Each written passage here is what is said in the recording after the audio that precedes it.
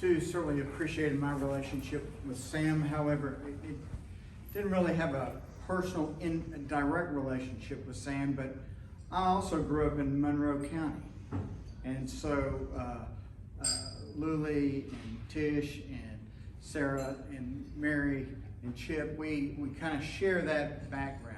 And he knew that however, I came from the other side of the ridge that really was not allowed in the Sweetwater Valley area. That anyone from Madisonville was, you were focused on. You knew, if anybody in Sweetwater knew if anybody from Madisonville was coming over that ridge, and they would just put a beat on you and everything.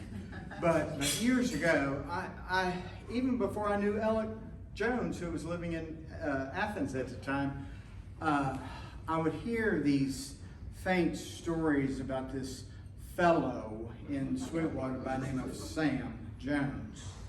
And like Greg alluded to, it was somebody that maybe wasn't somebody you wanted to get to know, or even Chip. Your mother might have had some words of wisdom for you for Sam during a short period of time. But Sam was a good friend of a young man who married a cousin of mine in Madisonville, Barry Lloyd. Who you knew Barry.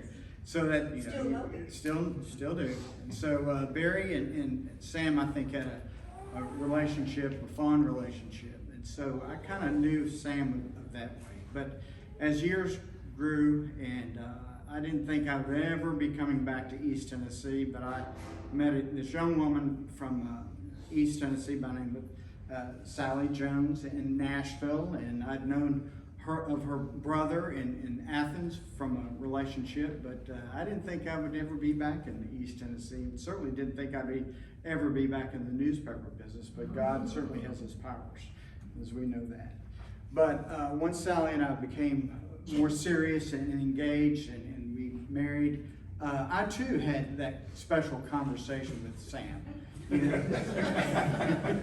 As BJ alluded to, you get that kitchen corner conversation.